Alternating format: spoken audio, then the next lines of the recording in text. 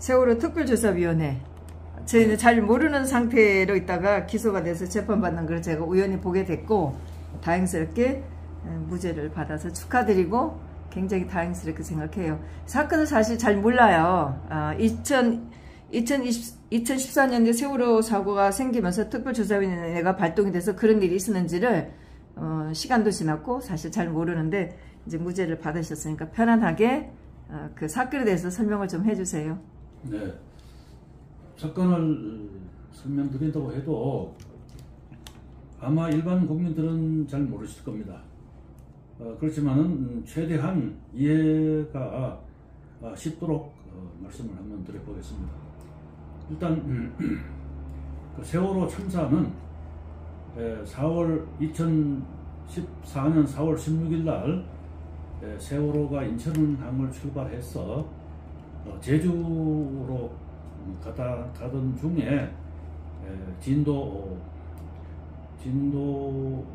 지나 거기가 이제 맹골수도라는 곳이죠. 맹골수도에서 침몰했습니다. 통상의 그 세월호와 같은 큰 배는 그것이 여러 가지 원인으로 배가 쓰러지더라도 아주 장기간에 걸쳐서 서서히 가라앉게 됩니다. 그렇지만 세월호의 경우에는 워낙에 불법 증개축과 그 선체상의 결함, 그 다음에 선장 등의 운행 과실이 경합되는 바람에 아주 급격하게 침몰하였고, 그 바람에 원래 해상 사고는 구조가 어렵습니다. 그런 그 해상 사고의 구조 어렵다는 본질에 더하여서 너무나 급격하게 침몰하는 바람에 구조하지 못하였던 것이죠. 사망자가 300명이 넘었습니다. 그렇지만은 그 사망자가 300명이 넘다고 하지만은 똑같이 한날 한시에 사망한 것은 아닙니다. 어떤 사람들은 처음부터 배의 갑판 밖에 나와 있던 사람도 있었고, 그 다음에 배가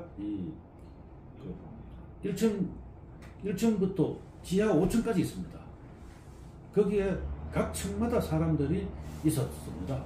따라서 그 사람들이 죽은 시간과 죽은 이유도 전부 달라요. 근데 이것을 사람들은 그냥 뭉뚱그려서 세월호 참사라고 합니다. 세월호 참사는 본질적으로 선박 침몰 사고이며 육지에서 자동차가 교통사고가 나듯이 해상에서 일어난 교통사고입니다. 다만 육지에서 일어나는 교통사고는 즉시 구조가 가능합니다. 경찰서, 119 등이 가까이 있고, 그 대신에 해상 교통사고는 아예 처음부터 구조를 기대하기 어렵습니다. 이러한 그 본질성의 차이를 시민들이 알아야 되는데, 시민들은 이 부분은 관심도 없고 어쩌면 알고도 우리가 무시해 왔는지도 모릅니다.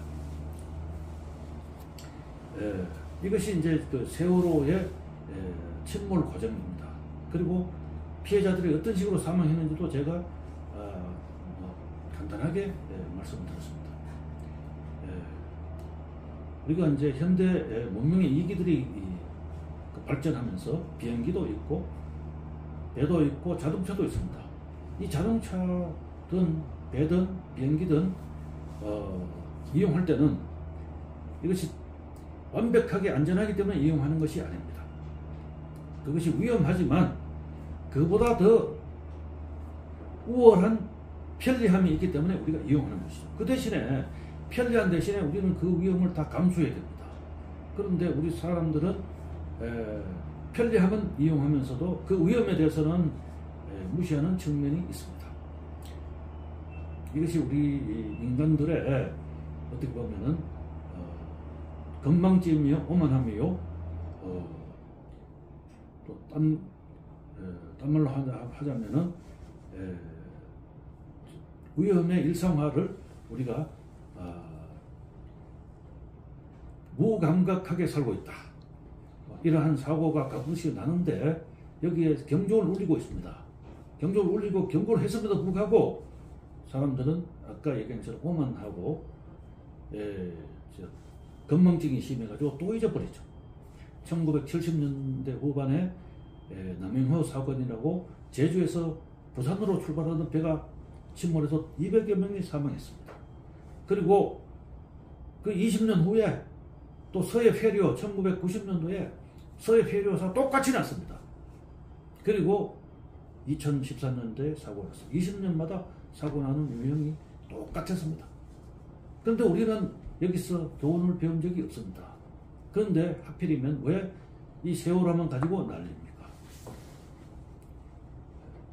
이 부분은 이런 측면에서 형평성이 없다는 것이고, 2000년대 후반에 대구에서 지하철 참사가 두 번에 걸쳐 일어났습니다. 한 번은 상린동 부근에서 공사하던 포크레인이 가스관을 폭발시켰고, 그래서 학교 가던 그 중학생들이 엄청나게 죽었습니다. 그리고 대구 중앙역에서 화재가 났습니다. 화재가 나니까 지하철 기사가 문을 잠그고 도망가 버렸습니다. 세월호 선장이 먼저 탈출한 거나 똑같은 거죠. 그때 한 여대생은 죽기 직전에 직장에서 근무하는 아버지한테 전화했습니다. 아빠 사랑해. 그러고 불에 타 죽었습니다. 이러한 사고하고 세월호 사고가 무엇이 다릅니까? 그런데 우리는 그동안에 2013년도에 사고가 일어나고 지금 2023년입니다. 2023년이 돼도 세월호만 갖고 떠들고 있습니다. 세월호. 이거는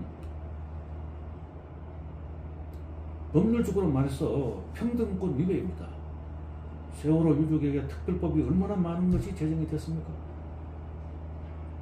왜 그들에게만 특별법을 적용합니까? 대구 지하철 참사에 특별법을 만들어 주었습니까? 최근에 민사적으로 800억 원의 손해배상 금액이 선고되었다고 하는데 이 800억이 나온 그걸 저는 몰라요. 제가 기억하기로는 피해자 1인당 10억 가까운 돈이 지급된 걸로 알고 있는데 그것을 다 합치면은 300명 곱하기 10억 하면은 그게 얼마죠? 3천억인데 왜 800억이냐 이거야. 그건 아마도 정부에서 법으로 정해서 준 돈, 이것도 일반 사고에 비해서는 너무나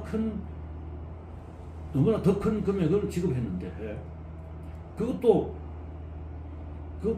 유족들은 거부했습니다. 거부하고 재판했어요.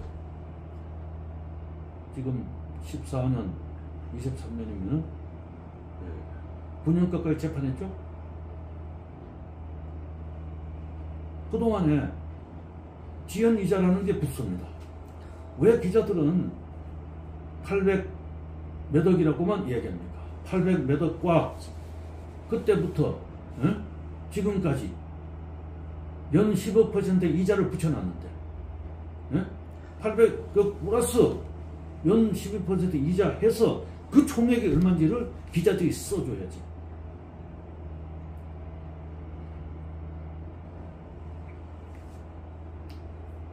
아무튼 이러한 것이 이 사건 세월호 참사의 개요라고 말씀드릴 수 있겠습니다. 이상입니다. 하여튼 그렇게 됐는데 세월호 특별조사위원회는 2014년 11월 때부터 그 조사위원회를 만들기로 했었었나요? 네. 그리고 2015년 1월부터 발효되기로 이렇게 했었던 거였어요? 네, 네. 근데 이제 결국 그 조사위원회가 발동을 제대로 못하게 된 것이 지금 재판을 받았던 그 내용이 된 거잖아요? 네, 그 부분은 이제 간단히 설명드리면은,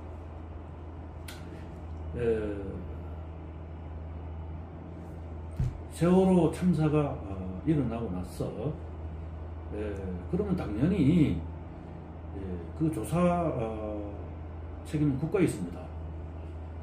그게 국가에서는 이제 두 가지 조사를 하게 되죠. 하나는 이게 형사적으로 무슨 죄가 되느냐.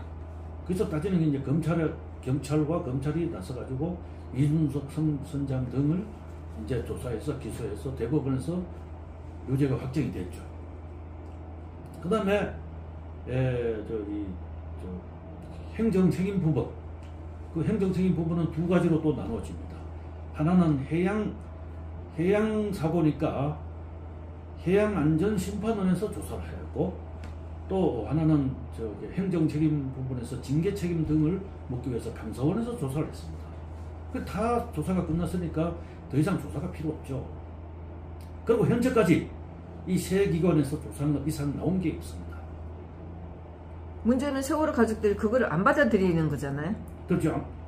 세월호 가족들이 안 받아들이는지는 저는 잘 몰라요. 계속 박 대통령이 7시간을 조사하는 게 얘네들의 목적이니까. 근데 그 부분도 저는 정확하게 모르고, 다만 중요한 것은 유족들이 4.16 연대라는 좌파 단체하고 손을 잡았어요. 그것을 이제 계속해서 주장하는 것이 무엇이었냐면은 본인들이 조사하겠다. 그 피해자가 직접 조사하는 거는 국가 법률 체계상 있을 수가 없죠. 아니, 제가 봤을 때도 그분들은 전문가가 아닌데. 네. 어쨌든 그렇게 돼서, 그러면 이제 그거는 말이 안 되니까 이제 그것이 이제 특별 수사기관을 만들어서 재조사하자. 이런 식으로 이제 논의가 진행되는데, 그 부분도 저는 정확히 모릅니다. 다만 그 결론으로서 결국은 국회에서 세월호 조사특별법을 만들게 된 것이죠. 그 조사특별법에 따라서 구성된 것이 4.16 세월호 참사 특별조사위원회가 이제 꾸려졌고, 그 꾸려진 데는 위원회 17명으로 이제 위원회가 구성이 되는데, 통상의 경우에는 여당 추천 위원이 위원장이 됩니다. 제가 여당 추천 위원장인데 당연히 제가 위원장이 돼야죠. 근데 이거는 정말로 말도 안 되는 당합이 일어나서 유족 추천 위원이 위원장이 되는, 이런 그야말로 저는 이것이 처음부터 불법적 기초구에서 만들어진 것이라고 생각을 하고요.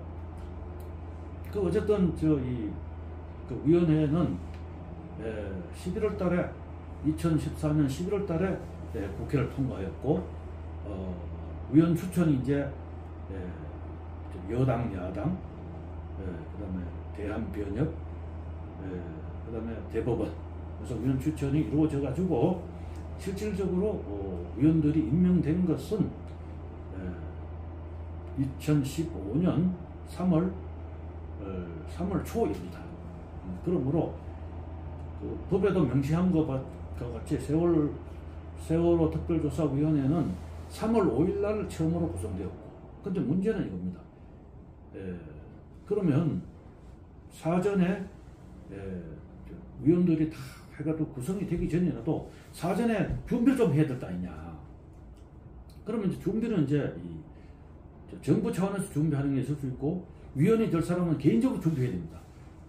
이거는 이 사건에서는 쟁점은 무엇이고 무엇을 더 조사해야 할 것인지, 위원들은 위원 나름대로 조사를 하는데 그걸 개인적으로 준비하는 거예요. 그러면 이제 정부에서 그 개인적으로 조사하는 거 외에 정부에서 준비하는 것이 바로 이제 조직 예산 등은 이건 정부에서 준비를 하는 것이죠. 그런데 해수부가 정부의 보고한 것과 다르게 그 준비를 하는 준비 과정에 이석태라는 사람을 끌어들였습니다. 그건 아마 해수부와 이석태 사이에 무슨 일이 있었는지 모르지만 그거는 뭐 충분히 상호간에 하나의 음모가 있었다고 저는 의심하고 있죠. 그러면은 조대한 변호사님보다 훨씬 나중에 이석태가 해수부에서 어레인지 사람이 되는 먼저 거예요? 했죠. 먼저. 조대한 변호사님이 위원장으로 될 줄 알고 있었는데 그 전에 해수부가? 아니요, 저는 조금 전에 얘기했다시피 그때는 아직 위원회에 임명되기 전이기 때문에 개인입니다. 개인은 개인 나름대로 준비하는 것이지 그 공무원하고 연계돼서 준비할 수는 없죠. 근데 이석태는 공무원하고 연계돼 있었죠. 그리고 이제 그래 공무원은 공무원대로 개인은 개인대로 이렇게 돼 있는데 하루는 준비단을 만드는데 사인을 하라고 해서 제가 보니까 이거는 공무원들이 해놓은 일에 우리를 하나의 예우 차원에서 참여를 시킨다. 그거 했기 때문에 제가 사인을 했고 그때 이석태는 사인도 안 했어요. 그렇게 그때는 제가 사인은 했지만 그거는 민간인으로서 우리를 이제 이렇게 준비하고 있는데 미리 참여시켜서 이해도를 높이려고 하는 것보다 그 정도로 생각을 했는데 그 부분을 가지고 저하고 이석태가 세월호 준비단을 합의했다. 공무원들은 그것을 도와주는 사람이다. 그런데 왔던 공무원들이 돌아가게 했다. 그러므로 조사를 방해했다. 이것이 이제 제가 이번에 재판을 받게 된 내용인데 다시 한번 얘기하지만 이 준비단은 공무원들만이 할 수 있고 나나 이석태는 거기에 하나의 그야말로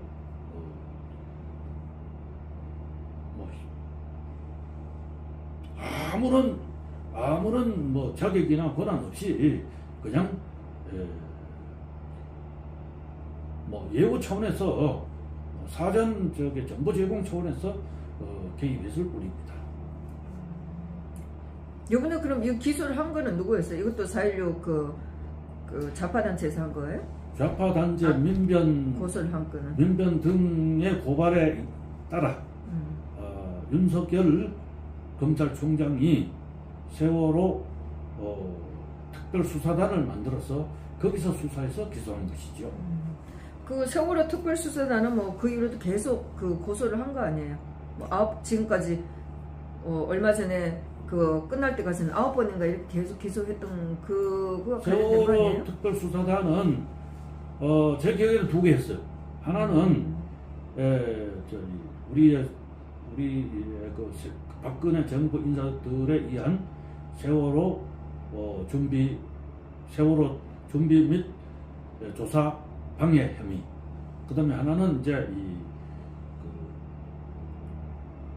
해경 등의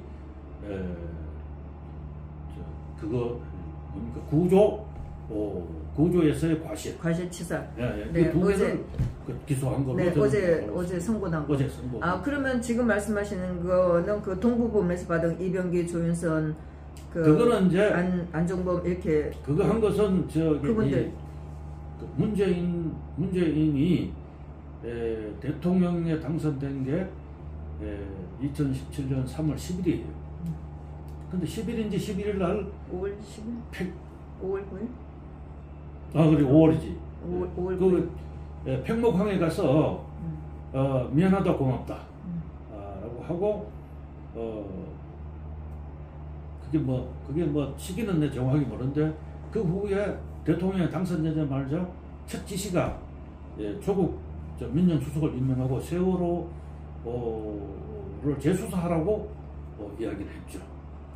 그 원래 법무부 장관만이 검찰총장의 수사에 대해서 지시할 수 있다는 규정이 있기 때문에 그 규정 해석상 법무장관을 제외한 어느 누구, 대통령을 포함해서 어느 누구도 검찰에 대해서 수사 지휘를 하면 안 되는데, 문재인은 조국 이를 경유하여 검찰에다가 세월호 재수사를 지시했죠. 그 재수사를 지시했는데 뭐 그거와 관계가 되는지 안 되는지는 뭐 저는 잘 파악을 할 수가 없는데, 아무튼 서울 동부지검에서 뭐 법무부 또는 대검에서 그 당시에 뭐 과거사 위원회 비슷하게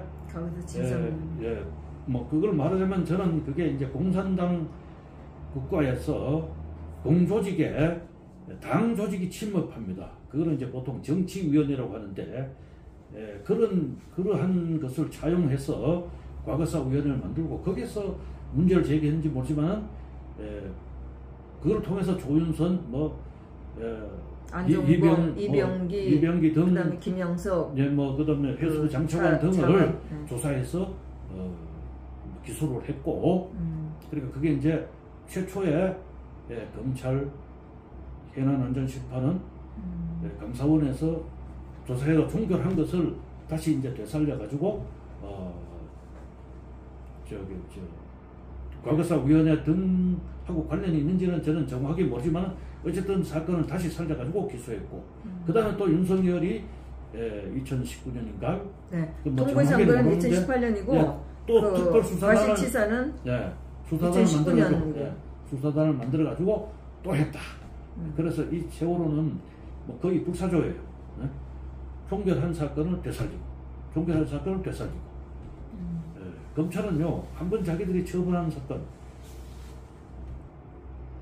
건너간 사건은 절대로 다시 쳐다보지 않습니다. 그런데 이 사건만 유일하게 살리고 되살리고 하는 그런 검찰 수사 기소 측면에서도 극히 예외적인. 저는 이 사건에서 조대원 변호사가 좀 주도적인 역할을 하지 않았나. 그런데 나중에 보니까 그거는 아니래요. 저는요. 아니 뭐 주도적인 피해자랄까 뭐 이렇게 생각했는데 그거는 아니었던 것 같아요. 나중에 송관영은 너무 간단하게. 세월호 특조위의 부위원장으로 이제 임명이 됐는데, 그 임명을 해서 보니까 거기 가서 제가 그야말로 할 일이 있을 것으로 알고 갔습니다. 근데 첫째, 조사할 게 없었다. 둘째는 그러면 조사할 게 없으면 조사할 게 없다는 것을 밝히면 됩니다. 근데 그 밝힐 수 있는 그러한 여건도 되지 않았다. 그러므로 저는 3월 5일 날 3월 5일 같은데 3월 5일 날 임명받고 7월인가 8일 날 제가 사표 썼습니다. 그리고 그 전부터 제가 그만두겠다고 했고, 그런데도 사표가 사표 의사가 처리가 안 돼가지고 제가 한 달간 사표 수리를 요구하면서 결근했습니다. 그렇기 때문에 실질적으로 근무한 거는 극히 짧은 기간이고, 그렇게 한 이유는 조금 전에 말씀드린 것처럼 세월호 참사는요 더 이상 조사할 게 없는 것입니다. 그런데 결국은 세월호 유족들과 좌파 단체와 민변 등에 의해 가지고 수천억을 때려받고 말하는 그야말로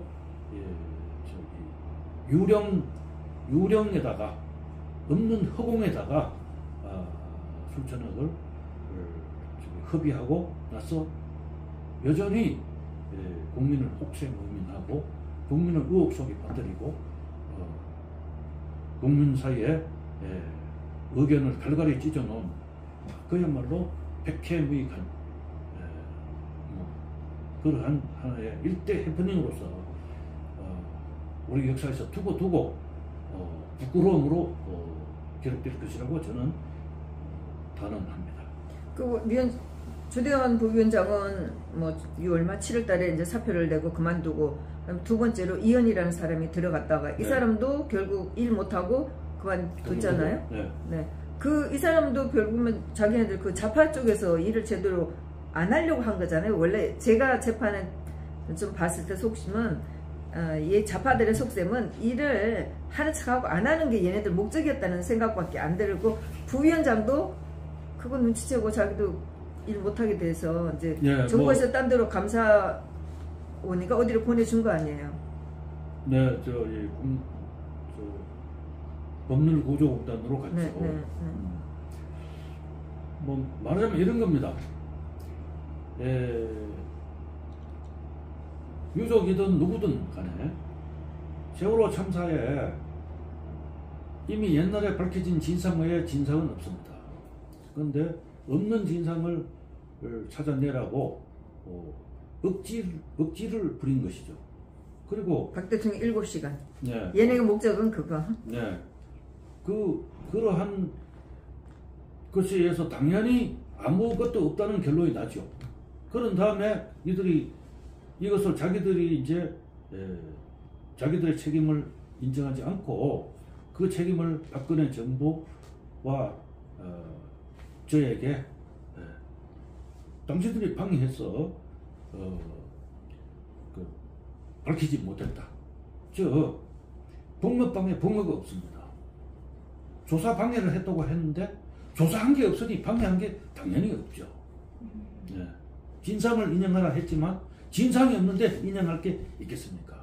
진상은 침몰한 적도 없고 인정할 수도 없고 그것이 이 사건의 핵심이라고 보면 됩니다. 판사가 하여튼 판결을 듣고 나서 보면 판사가 제대로 판단을 잘 했던, 그나마 참 제가 듣기엔 좀 편했던 판결이라서 처음에는 엄청 세게 나가고 오늘 또 큰일 나겠다 싶었는데 마지막에서는 판사가 아주 정리를 잘해서 그나마 다행이었어요. 네, 그거는 증거법적으로나 법리적으로나 성립할 수 없는 사건이었기 때문에 저희들은 무죄를 확신하고 있었고, 더 나아가서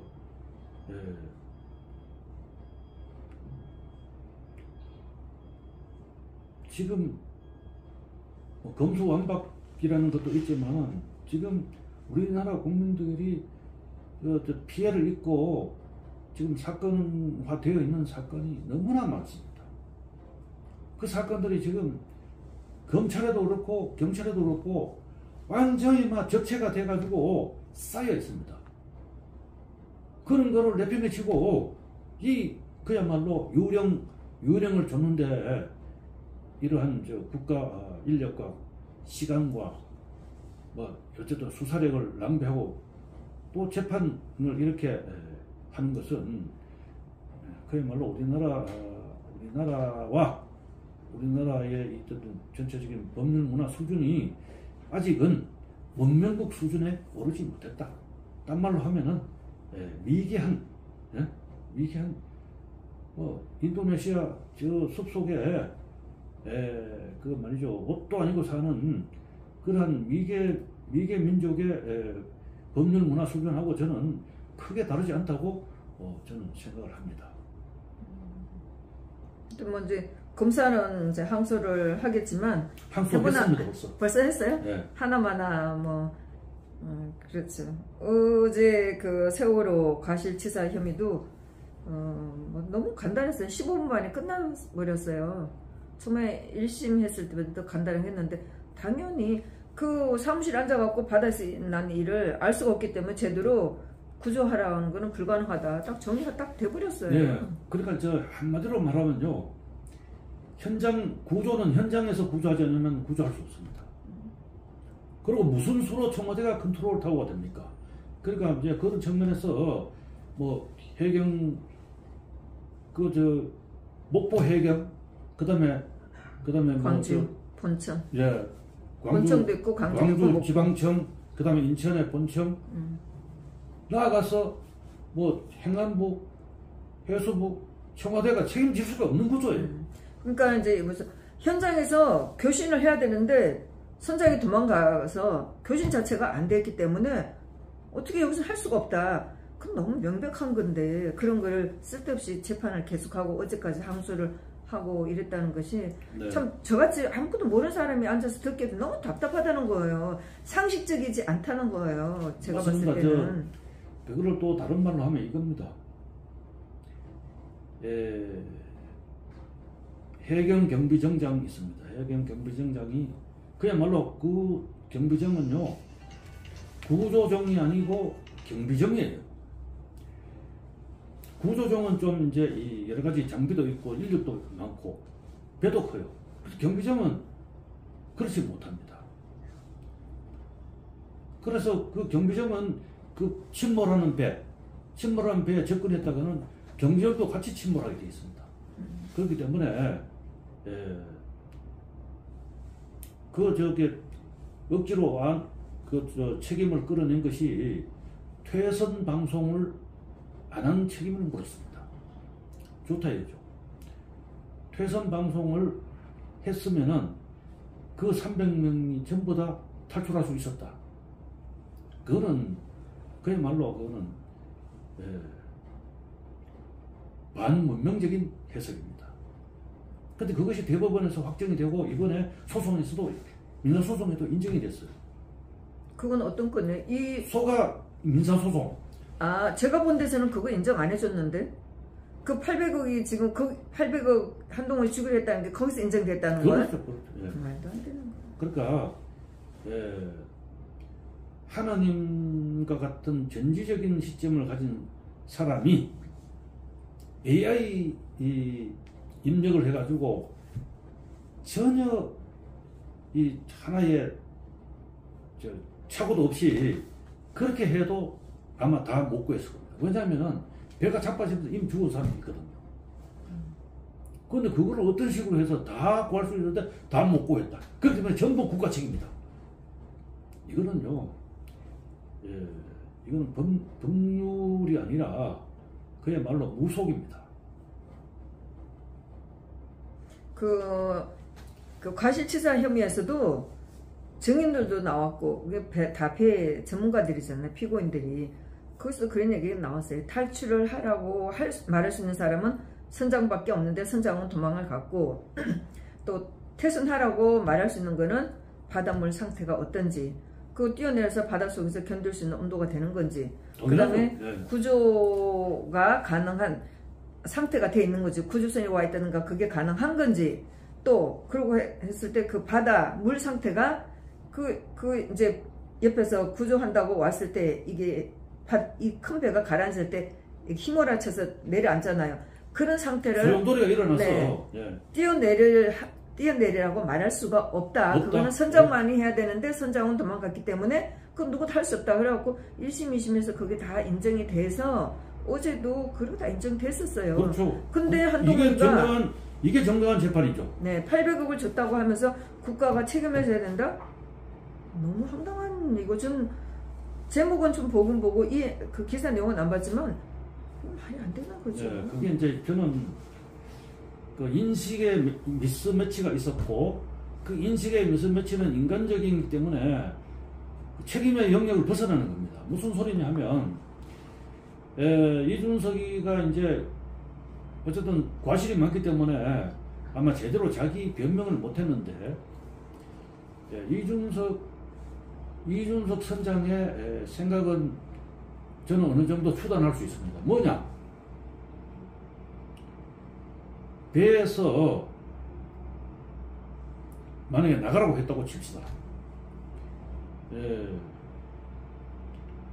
그러면 구조하는 배나 이것이 언제 올지도 모르는데 사람들이 배 밖에 바다에 나가면요 30분 안에 저체온증으로 다 죽습니다. 그렇게 이준석의 입장을 선회한다면 구조 세력이 충분히 와가지고 그 다음에 이제 아까 얘기했지만 그 배가 그렇게 빨리 가라앉을 줄도 몰랐고 그러다 보니까 가만히 있으면은 와서 구조해주겠지 생각이 이제 이준석은 그렇게 생각하는 하나의 판단의 판단 그 방향이 있었고, 또 하나는 밖에 있는 저 구조하는 사람 입장에서는 우리는 저게 절대로 들어갈 수 없다. 들어가면 같이 죽는다. 그러니까 나오는 사람만 건진다. 그래서 해경이 최초 보고가 그겁니다. 전부 다 건졌다. 그 사람들은 나오는 사람만 건지면 된다고 판단했기 때문에 서로 간에 판단 간에 미스매치. 이거를 누구 책임이라고 봐야 되느냐. 이러한 것은 아주 고도의 고뇌와 연구와 판단을 해줘야 되는 겁니다. 그런데 대법원은요, 이런 데 대한 한은 고려 없이 그 중요한 사건을 6개월 안에 확정을 지어버렸습니다. 사실 제가 세월호 사건은 사건이 났을 때도 저 개인으로 봤을 때 너무 황당한 얘기들이 많았어요. 제가 기본적으로 상식적으로 생각해도 상식이 안 통하는 그 하루 종일에 언론들이 너무 많은 말을 하고 사건을 몰아갔다는 얘기예요. 제가 주술이라고 말하는 이유가 그겁니다. 이거는 에어포켓이 이런 거 다 안 되고 합리, 법리, 문화 아닙니다. 그 다이빙 벨이라는 것도 제가 그날 봐도 다이빙 벨 그런 거 안 되는 거였어요. 근데 그걸 가지고 영화를 만들고 박 대통령도 끌고 들어가고 너무 기획됐다는 생각밖에는 들지 않아요. 처음부터 너무 그날 하루 일어난 사건 가지고 어떻게 이렇게 나갈까 의심이 드는데 기획설도 주술의 하나로 봅니다. 근데 그날에 일어났던 일들이 언론들이 떠들고 몰아갔던 것이 너무 상식 이하의 일들이 일어나니까 다이빙 벨이니 에어포켓이니 에어포켓도 배가 정상적으로 가졌을 때 공기가 있을 수 있지 뒤집어졌는데 공기가 있다 한들 그 사람들한테 어떻게 도움이 돼요. 근데 그런 상식이 너무 안 통하고 방송에서 너무 일방적으로 씹어갔다는 우리의 전반적 수준의 문제이고 앞으로는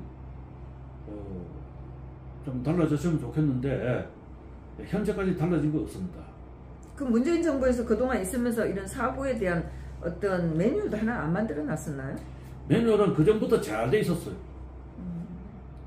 안 지키는 게 문제죠. 그걸 왜 안 지키려고 그러나요? 거기에 대해서 훈련도 안 하고 있나요? 아마 이진아 씨도 배를 타보셨는지 모르지만은 그 매뉴얼대로 안 했을 겁니다.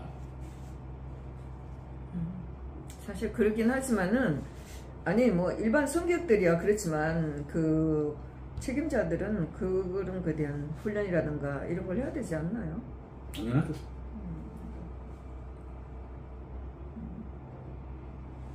하여튼 뭐 다행스럽게 최근에 나온 두 재판들이 좋게 나와서 좀 다행이라는 생각이 들고 세월이 지나니까 이렇게 되는가 하는 생각도 들어요. 수고들 하셨어요. 이제 지체된 정의는 정의가 아닙니다.